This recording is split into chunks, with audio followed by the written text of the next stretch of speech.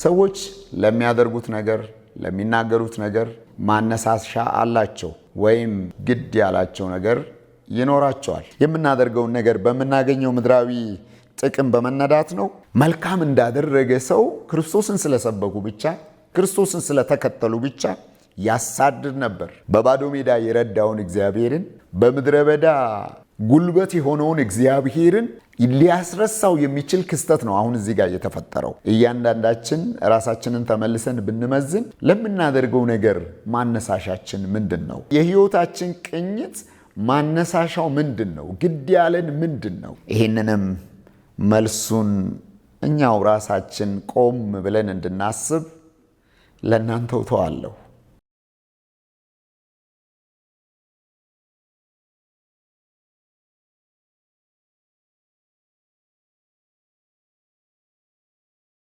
የጌታ ሰላም ለእናንተ ይሁን። ይህንን መልእክት ለማዳመጥ ለመስማት እድል ያገኛችሁ ሁሉ እግዚአብሔር የዘላለም አምላክ ይባርካችሁ። ጸጋንና ምሕረትን አብዝቶልን ይህንን አዲስ ቀን ደግሞ ጨምሮ ሰጥቶን እዚህ ያደረሰንን እግዚአብሔርን እጅግ አድርገን እናመሰግነዋለን። አሁን የምገኘው በግሬስ ክርስቲያን ሚዲያ ስቱዲዮ ነው። በዚህ አጋጣሚ በዚህ አገልግሎት ላይ እየተጉ ያሉትን ሁሉ እግዚአብሔር ይባርካችሁ ለማለት እወዳለሁ። አንድ አጭር መልእክት ላካፍላችሁ እወዳለሁ። ወደ መልእክቴ ለማለፍ ከእግዚአብሔር ቃል አንድ ክፍል አነባለሁ። የሐዋርያው የጳውሎስ መልእክት ወደ ቆሮንቶስ ሰዎች ሁለተኛው መልእክቱ ማለት ነው። ምዕራፍ 5 ከቁጥር 11 እስከ 14 ያለውን አነባለሁ። እንዲህ ይላል፣ እንግዲህ የጌታን ፍርሃት አውቀን ሰዎችን እናስረዳለን። ለእግዚአብሔር ግን የተገለጥን ነን፣ በሕሊናችሁ ደግሞ የተገለጥን እንደሆንን ተስፋ አደርጋለሁ። በመልክ እንጂ በልብ ለማይመኩ የምትመልሱላቸው መልስ እንዲኖራችሁ በእኛ ልትመኩ ምክንያት እንሰጣችኋለን እንጂ ራሳችን ደግሞ ለእናንተ የምናመሰግን አይደለንም። እብዶች ብንሆን ለእግዚአብሔር ነው፣ ባለ አእምሮዎች ብንሆን ለእናንተ ነው። ይህን ስለቆረጥን የክርስቶስ ፍቅር ግድ ይለናል ይላል። በዚህ በመጨረሻ ላይ ያነበብኩት ሐሳብ ይህን ስለቆረጥን የክርስቶስ ፍቅር ግድ ይለናል ይላል። የመልእክቴን ርዕስ እኔም ለማለት የወደድኩት ምን ግድ ብሎን ይሆን የሚል ነው። ሰዎች ለሚያደርጉት ነገር ለሚናገሩት ነገር ማነሳሻ አላቸው ወይም ግድ የሚላቸው ግድ ያላቸው ነገር ይኖራቸዋል። እኔ እነዚህን ማነሳሻዎች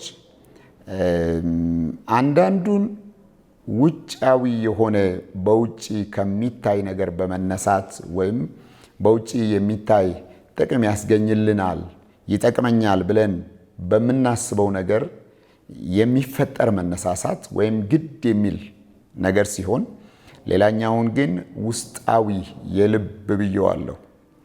ይሄ ውስጣዊ ወይም የልብ መነሳሳት አብዛኛውን ጊዜ የሚፈጠረው ልባችን ያመነበትና የገዛን የተቆጣጠረን ነገር በሚሆንበት ጊዜ ከውስጥ በሆነ ግፊት የምናደርገው ነገር ነው።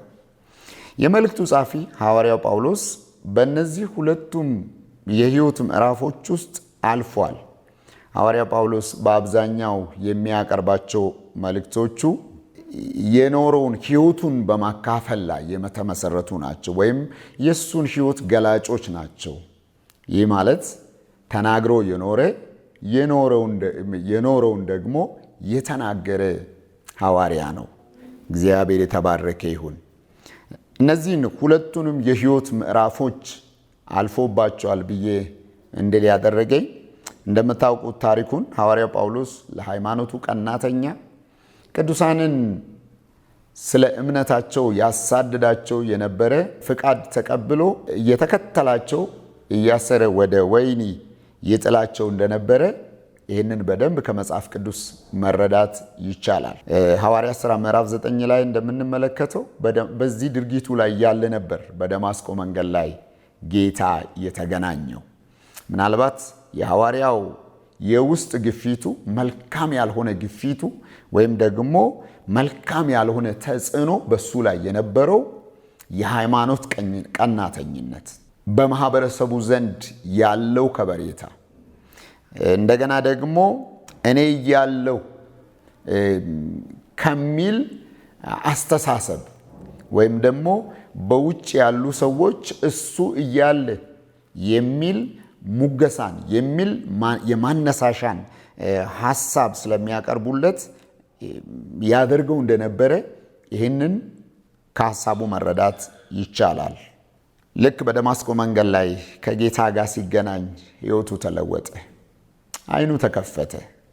ከዛ ሰዓት ጀምሮ ዘሬን ወገኔን ወይም ደግሞ ድሮ እቀናለት የነበረውን ማንነቴን የሚል ቁጭት ውስጥ አልገባም።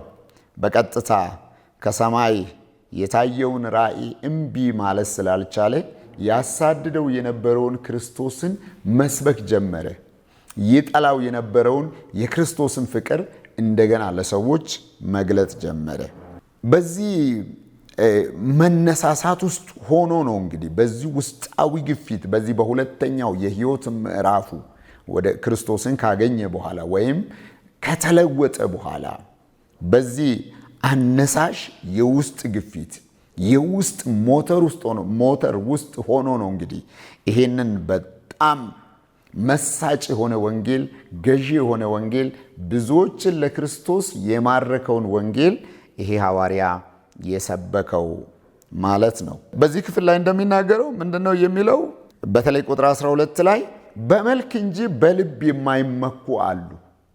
በመልክ ውጫዊ ፊዚካል የሆነ የሚታይ ውጫዊ ሳይሆን በመልክ ሳይሆን ልባችንን የገዛ አእምሯችንን የተቆጣጠረ ግን ሰዎች ዘንድ ደግሞ ሲታይ እብደት የመሰለ የሕይወት ማንነትን ምንነትን የገለጠልንን ይህንን በዚህኛው እንድትመኩ እመክራቸዋለሁ፣ እነዛን ተዋቸው የሚል ስሜት ያለው ንግግር ነው የሚናገረው።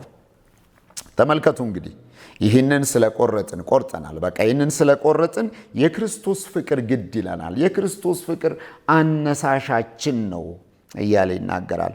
እዚህ ቦታ ላይ ሐዋርያውን ብዙዎች በአእምሮ ስለመሆኑ እንኳን እስከ መጠራጠር የደረሱባቸው አጋጣሚዎች ነበሩ።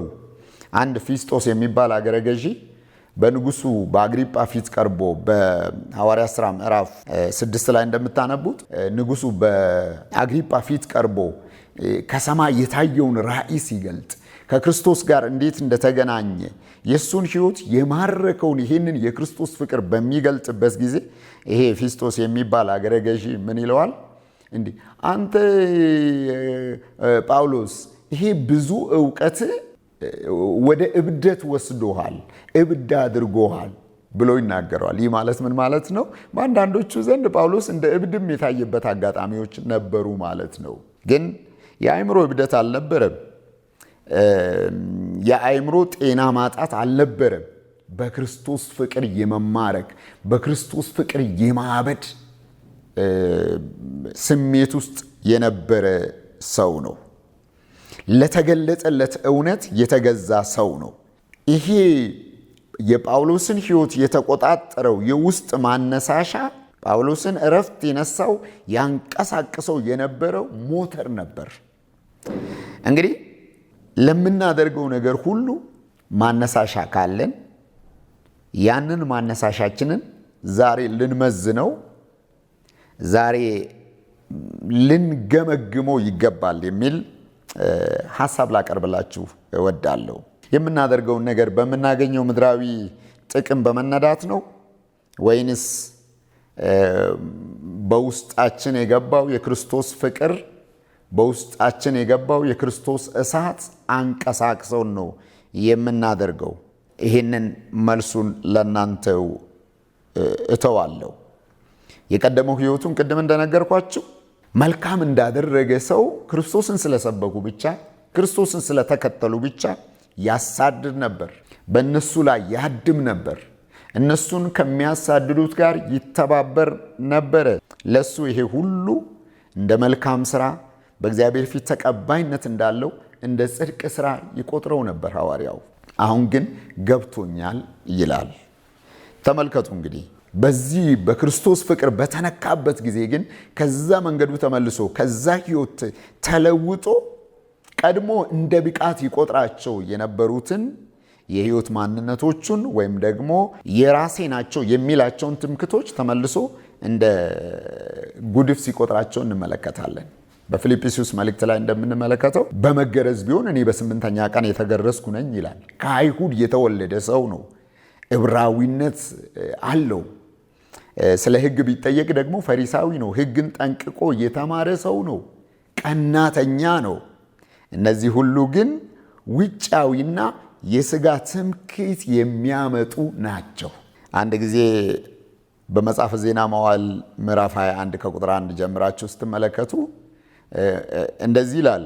ሰይጣን በእስራኤል ላይ ተነሳ፣ እስራኤልንም ይቆጥር ዘንድ ዳዊትን አንቀሳቀሰው ይላል። ሰይጣን በእስራኤል ላይ ተነሳ፣ እስራኤልንም ይቆጥር ዘንድ ዳዊትን አንቀሳቀሰው ይላል። ተመልከቱ። ዳዊትም የኢዮአብንና የሕዝቡን አለቆች ሂዱ፣ ከቤርሳቤ ጀምሮ እስከ ዳን ድረስ እስራኤልን ቁጠሩ፣ ምድራቸውንም አውቅ ዘንድ አስታውቁኝ አላቸው ይላል። ሂዱ ከቤርሳቤ ጀምሮ እስከ ዳን ድረስ የምድሪቷን ስፋት ከመጀመሪያው እስከ መጨረሻው ሄዳችሁ ሰራዊቱን ቁጠሩ፣ የሰራዊቴን ብዛት ቁጠሩ። ኢዮአብ የጦር አዛዡ እግዚአብሔር የዳዊት የድሉ ምክንያት እንደሆነ በደንብ ያውቅ ስለነበረ ሲከራከሩ ትመለከታላችሁ። እግዚአብሔር የእስራኤልን ሰራዊት የንጉሱን ሰራዊት ከዚህ በላይ ያብዛ ይጨምር፣ ንጉሶይ ተው፣ መቁጠር ስለምን አስፈለገ እያለ ይከራከረው ነበር። ግን የዳዊት ቁጣ አየለ። ዳዊት ውጫዊ ትምክህቱን ነው ማጉላት የፈለገው። ውጫዊ ትምክህቱን ነው ማብዛት የፈለገው፣ መግለጥ የፈለገው። በባዶ ሜዳ የረዳውን እግዚአብሔርን፣ በምድረ በዳ ጉልበት የሆነውን እግዚአብሔርን ሊያስረሳው የሚችል ክስተት ነው አሁን እዚህ ጋር የተፈጠረው። ከዛ በኋላ የሆነውን ነገር ታውቃላችሁ። የእግዚአብሔር ቁጣ በዳዊት ላይ እንደነደደ፣ እስራኤል በብዙ እንደከሰሩ፣ ግን ደግነቱ ዳዊት ተመልሶ በእግዚአብሔር ፊት ንስሐ እንደገባ፣ ተመልሶ በእግዚአብሔር ፊት እንደወደቀ፣ እግዚአብሔር ምሕረትን እንዳደረገለት እንመለከታለን። ክብር ለኢየሱስ ይሁን። ዛሬም ወገኖቼ ሆይ እንደ አይከን የምናያቸው ብዙ አገልጋዮቻችን እያንዳንዳችን ራሳችንን ተመልሰን ብንመዝን ለምናደርገው ነገር ማነሳሻችን ምንድን ነው? እያነሳሳን ያለው ነገር ምንድን ነው? በምን ተነሳስተን ነው የምናደርገውን ነገር የምናደርገው? በምን ተነሳ የህይወታችን ቅኝት ማነሳሻው ምንድን ነው? ግድ ያለን ምንድን ነው? በደንብ ትኩረት ሰጥተን ብናስብ ምናልባት ውስጣዊውን የእግዚአብሔር መንፈስ የሰጠንን ጉልበት የሰጠንን ጥንካሬ የሚያስክደን ውጫዊ ሙገሳ፣ ውጫዊ ጭብጨባ፣ ውጫዊ ውዳሴ ይሆን? ይህንንም መልሱን እኛው ራሳችን ቆም ብለን እንድናስብ ለእናንተው ተዋለሁ። እግዚአብሔር ግን አንድ ነገር ሊያሳስበን ይፈልጋል። ከሱ ጋር ያለንን ህብረት፣ ከሱ ጋር ያለንን ግንኙነት ከቀድሞ ይልቅ ከበፊቱ ይልቅ እንድናጠናክር፣ ለመንፈሱ ተገዢ እንድንሆን፣ እግዚአብሔር በሚመራን መንገድ ለመውጣት እሱን እንድንሰማ፣ እሱ በሚፈልገው አቅጣጫ ሊጠቀምብን፣ እርሱ በሚፈልገው መንገድ ሊመራን በወደደበት እንዲመራን እንዲጠቀምብን ልባችንን ለሱ ክፍት እንድናደርግ፣ ለእርሱ ዝቅ እንድንል፣ እርሱ ሊልቅ እኔ ግን ላንስ ይገባኛል እንዳለው እንደ ዮሐንስ እንደዛ እንድንል እግዚአብሔር ይፈልጋል። ደግሞ እግዚአብሔር ይረዳል። ቆም ብለን ራሳችንን ብናይ፣ ቆም ብለን የመጣንባቸውን መንገዶች ብናስብ፣ ብናሰላስል እግዚአብሔር ይረዳናል። ጉልበት የሚሆነንን ጸጋ ይሰጠናል።